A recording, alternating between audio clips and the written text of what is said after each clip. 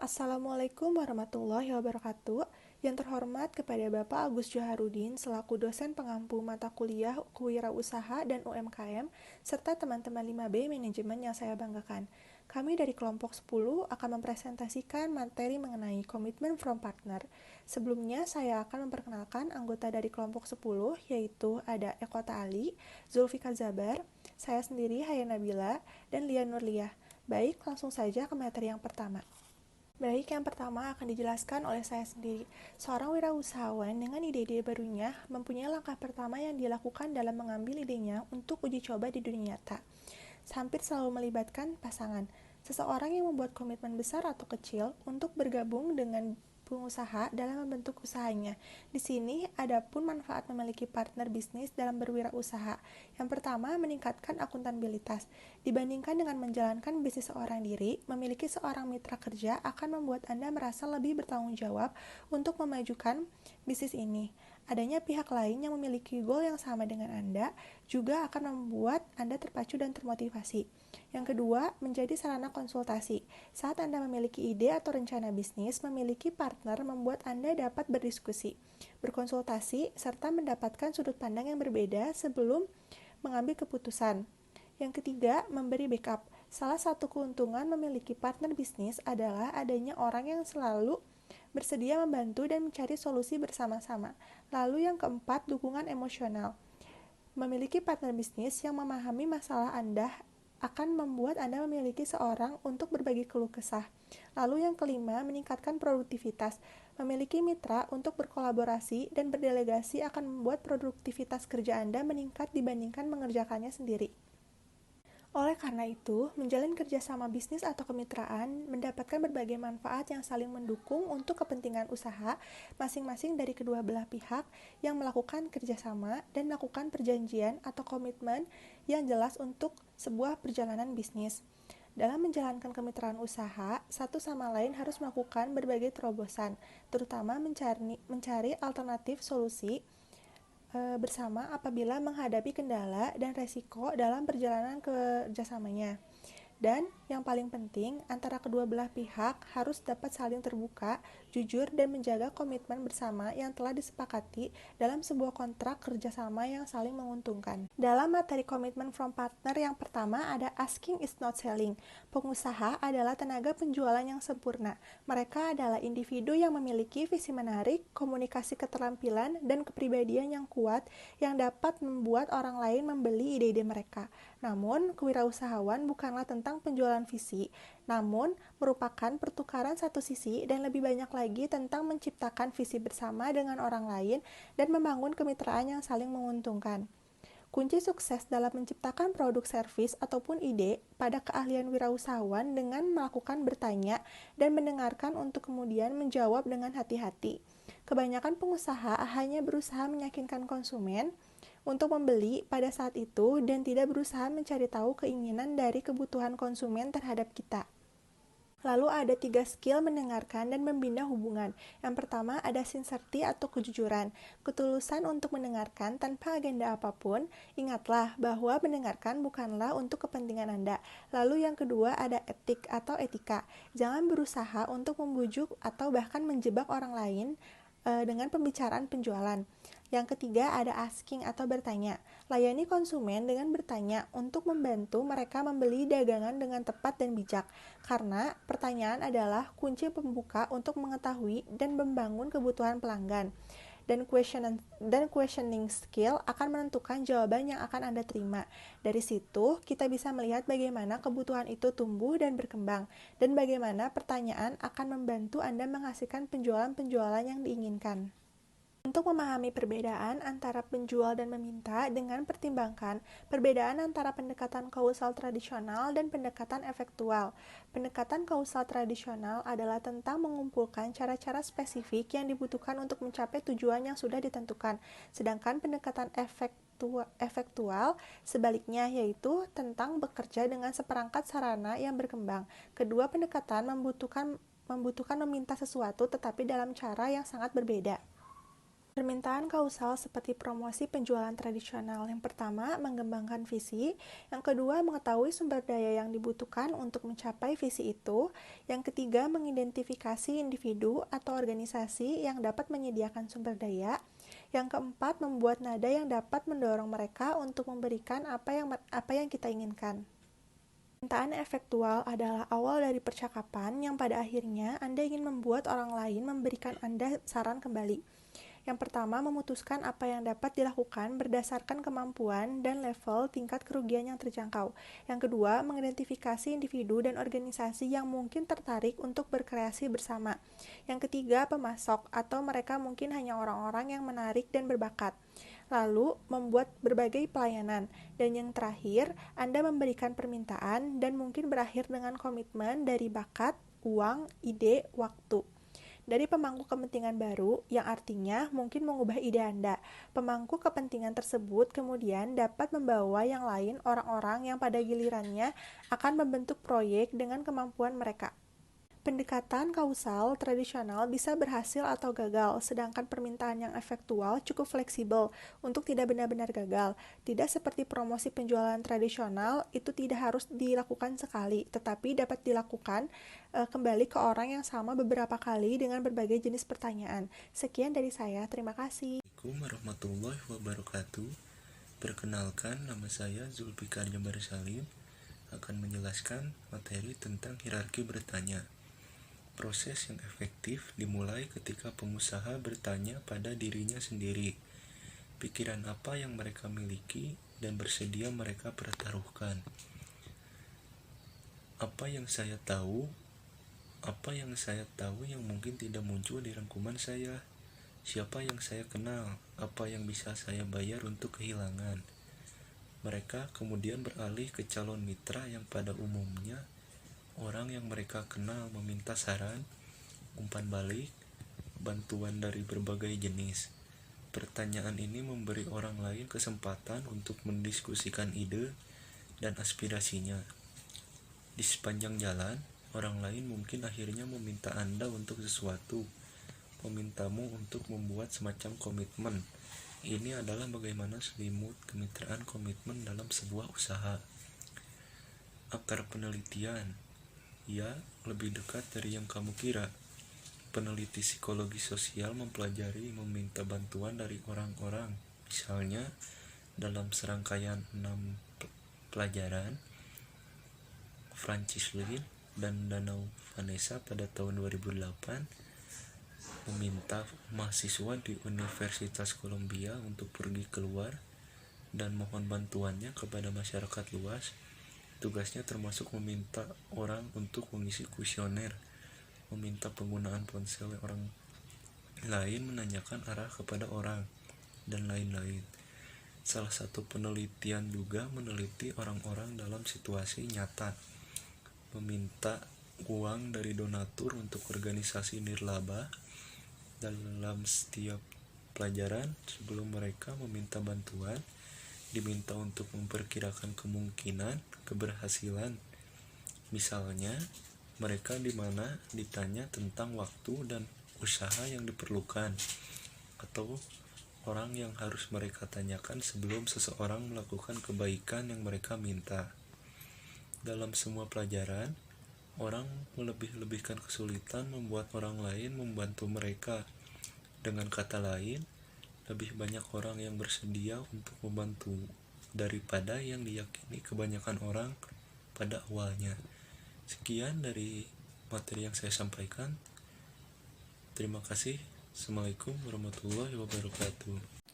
Perkenalkan, nama saya Lia Nurliah, NIM 11992400090. Di sini saya akan membahas tentang hambatan dalam bertanya.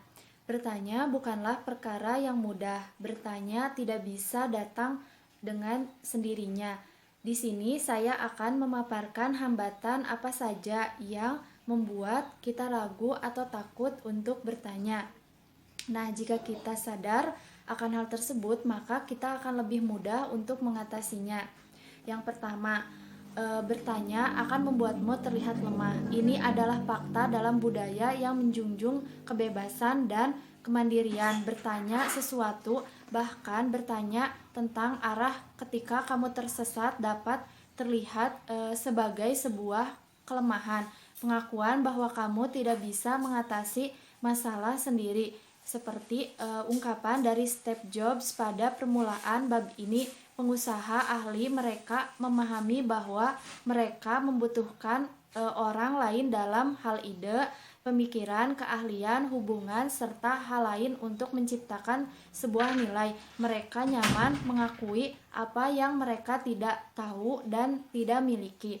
Kemudian yang kedua, bertanya akan membuatmu terlihat ambisius. Untuk sebagian orang, ambisius bisa dipandang sebagai berani dan kreatif, terutama ketika kamu meminta izin untuk mengganggu tanpa menjadi pengganggu. Jika kamu merasa penanya tersinggung oleh permintaanmu, kamu dapat membuat percakapan yang lebih terbuka, seperti tentang ketertarikan penanya. Akhirnya penanya akan berakhir dengan memintamu untuk suatu hal. Kemudian yang ketiga, bagaimana saya bisa meminta sesuatu ketika tidak punya sesuatu untuk membalasnya. Nah, pertanyaan yang efektif tidak harus berupa situasi saling menguntungkan, namun mempelajari setiap interaksi secara terbuka melibatkan diri dengan orang lain akan memberikan peluang untuk memperoleh keuntungan bersama. Bahkan jika orang lain dermawan dan kamu tidak memiliki sesuatu untuk ditawarkan, tidak berarti kamu tidak bisa balas budi di kemudian hari. Kemudian yang keempat adalah aku takut orang tersebut akan menolak. Jika jawabannya tidak, jangan ambil hati. Daripada menanyakan pertanyaan yes dan no, coba tanyakan pertanyaan yang terbuka yang membuat adanya percakapan yang membuat seorang berpikir bagaimana mungkin kita bisa bekerja sama, apa yang harus dilakukan agar kamu mau berkolaborasi denganku. Penting untuk mengenali perbedaan antara penolakan langsung dan penolakan halus yang biasanya disertai solusi. Kemudian yang kelima, saya takut orang tersebut berkata iya. Nah, apabila percakapan dengan pemegang saham potensial sudah terlihat akan sampai kepada komitmen, bahkan sekecil apapun kamu telah masuk ke dalam proses tepat, tapi pekerjaan masih belum selesai. Ini bisa jadi baru permulaan dan wajar apabila merasa gelisah. Kemudian saya akan membahas mengenai seni bertanya. Cara terbaik untuk menguasai seni bertanya dan menguasai keraguan dan rasa takut ketika bertanya adalah dengan latihan bertanya. Nah, sekarang saya akan membahas beberapa tips dalam menguasai seni bertanya. Yang pertama, buatlah sebuah cerita. Nah, coba buat sebuah cerita yang sesuai dengan ketertarikan lawan jenis di depanmu. Cerita tersebut harus dicocokkan dengan minatmu yang beragam, namun bisa membuat dia memutuskan untuk menjadi rekan. Dalam membuat cerita ini, pertimbangkan mengapa orang tersebut mau berbicara denganmu terlebih dahulu dan bagaimana pengalaman dia selaras dengan minatmu. Kemudian yang kedua, mulailah sesuatu yang spesifik. Mulailah percakapan dengan permintaan yang konkret di dalam benak, seperti investasi, pendampingan, perkenalan kepada orang lain.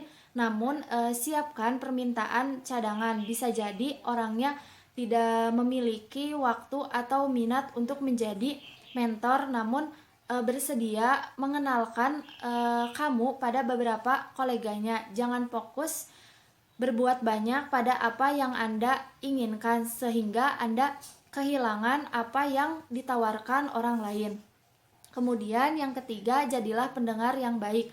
Kamu perlu berbicara namun mendengarkan tidak kalah penting untuk benar-benar terbuka terhadap apa yang ditawarkan orang lain.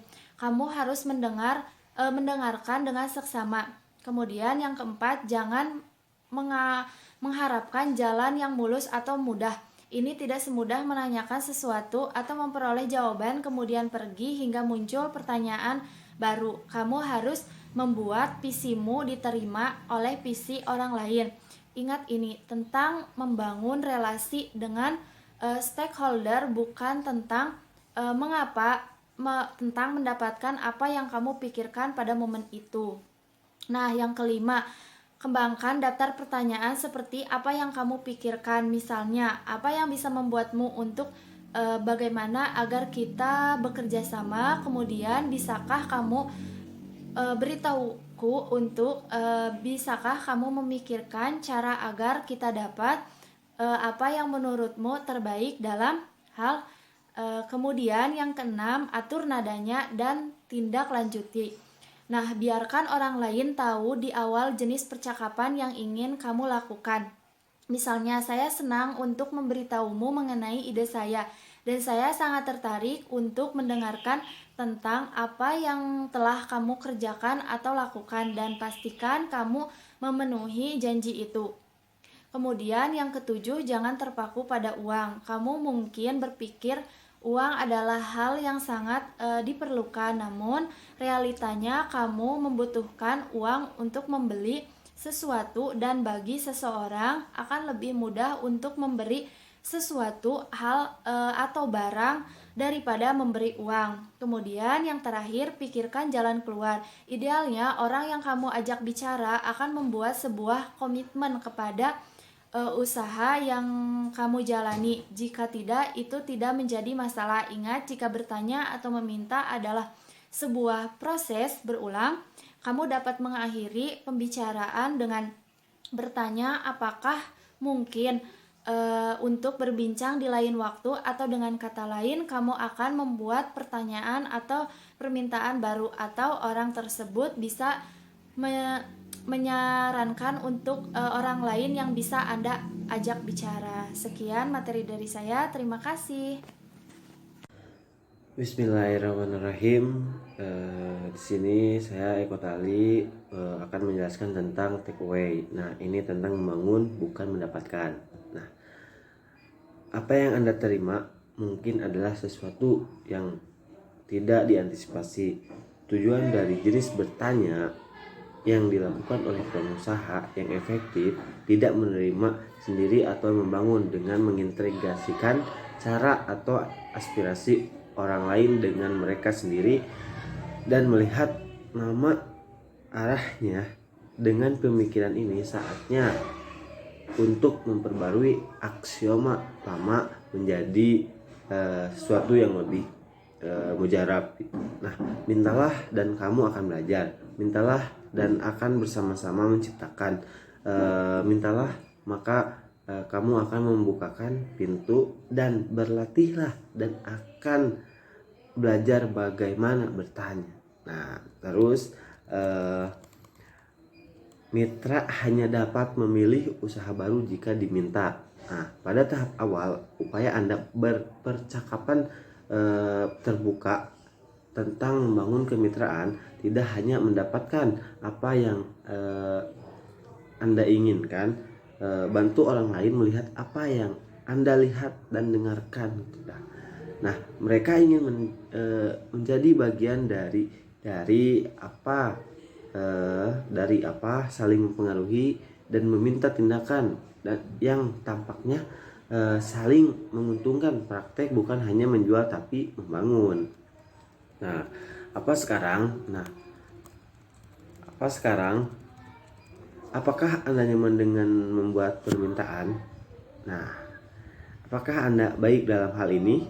Nah, luangkan waktu untuk mempertimbangkan kapan atau tidak atau di mana bagaimana Anda melakukannya dengan baik, meminta saran, uang, atau ide perkenalan untuk peluang yang sedang Anda kembangkan. Nah, pertimbangkan beberapa hal Anda bayangkan Anda butuhkan. Nah, siapa yang mungkin Anda tanyakan untuk mereka.